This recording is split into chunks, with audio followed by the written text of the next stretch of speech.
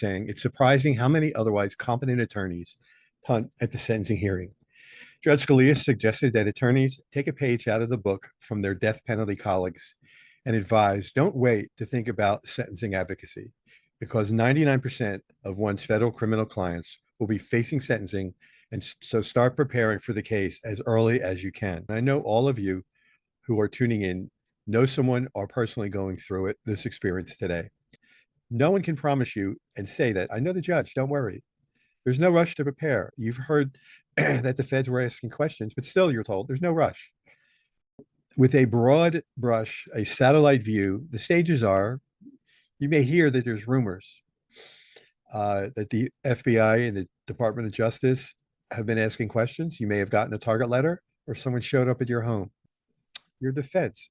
What you can do is different than what your attorneys can do. The nuances of everything that goes into a federal criminal defense is not just on the legal side, because the judge knows nothing about you. Your attorney knows nothing about you.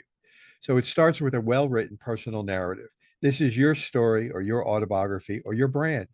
Wheaties has Breakfast of Champions. Nike has Just Do It. Tesla's got SpaceX. But why do you want to write your personal narrative? Because the Department of Justice has gifted you and printed their story of you. It's called your indictment, where you appear as America's most wanted, and it's likely not that flattering. The pre-sentence interview and investigation process. Your personal narrative, you need to prepare well written. It'll take a couple months. Getting all your files to your attorney, and then from your attorney to the probation officer, about a week before your interview, comprehensive and organized, it may be appreciated, because they will then have the time to fill out their probation report worksheet. And then when they meet with you at the interview, they can personally get to know who you are and ask any remaining questions that you may have. That's because many reasons. For the first is that your probation officer and is allowed to make your sentence and placement recommendation to the judge before you ever get there. Second is that your judge is going to read your pre-sentence report before you go into court. So they'll probably already have a sentence in mind. If you don't have a personal narrative and release plan woven into and attached to your pre-sentence report, then all the judge is going to read is your pre-sentence report and your indictment. And good luck with that. And they're going to be ready for someone who's, appears to be a career criminal. My name is Dr. Marc Blatstein.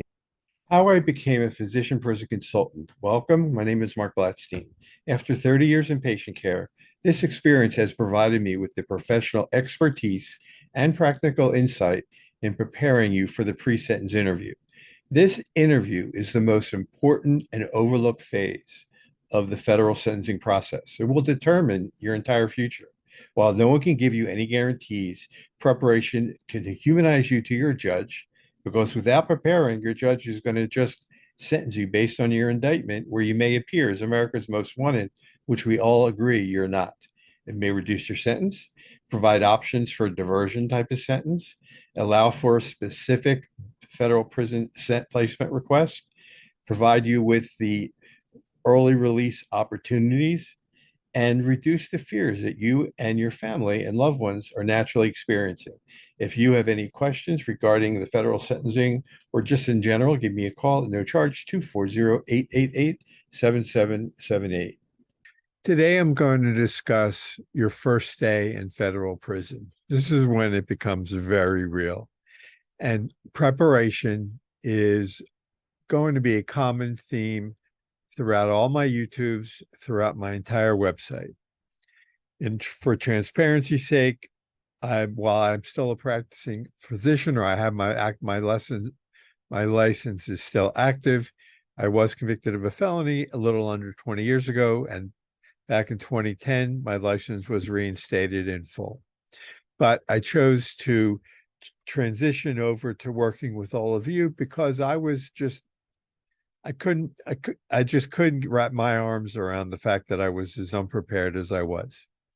And so in that vein, first day in federal prison, whether you self-surrendered or you were remanded, there's things that you should be aware of. And I've gone through both. And the most unprepared I was when I entered one of the facilities and I was immediately put in isolation, in the hole, in the shoe, whatever you want to call it. I was just unprepared to be stuck in a cell, only to be told that I could be there for a month, that my paperwork wasn't there, and I didn't get it. And I just was beside myself. So first, let me start by saying is that your time in the Federal Bureau of Prisons will be temporary. You will be released at some point in time. Second, it is not unusual to be put into isolation initially. I did not know this, but had I been prepared, I would have had sent to myself books mailed to me, softback paperback books, either from home or through Amazon, nonfiction type books, something that would have been ready for me to begin to read to take some of the sting out of being in solitary confinement. But when you first present to federal prison, at least for me, I was unprepared. Next, you don't want to bring your pre-sentence report with you. You don't want to, but you can bring legal mail. You can, if you have a large medical file, you can bring that in an envelope and put on the envelope legal mail.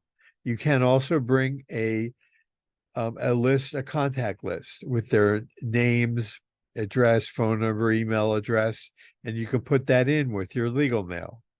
You can bring, a wedding ring, but it can't be fancy. It can't be worth more than $100. You're not going to bring in a watch or any kind of jewelry of any kind. Any clothes you bring are going to be turned around and sent home. You can bring medications with you if you're on medications. Hopefully, you have reviewed all the medications you are on long before your pre-sentence interview. And if there were any issues, that was brought up by yourself, the person who has helped you mitigate or reviewed with your attorney all of your issues that you had medical wise, so that allotments have, that this was addressed before your pre-sentence interview. If there were issues where they're not available through the Federal Bureau of Prisons, that your physicians were made aware, potentially they are now ready to go into the sentencing hearing with you.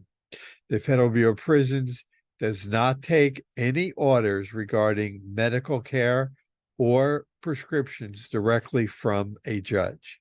They do not do that. This is why it's important to have those doctors available at the sentencing hearing so that the judge can ask them questions. Unfortunately, I had to go to 2 camps, and that's another YouTube that I can get into at another point in time. But at one of them, I was able to bring in cash money for the commissary. At the other one, I was actually also able to bring in cash money. But what I'm hearing is that some facilities allow you to bring in cash, others do not. So in that particular example, you may want to have think about having cash, or think about having money sent to you a day, let's say, before you arrive, so that it is available for your commissary. And you can do that through MoneyGram, Western Union.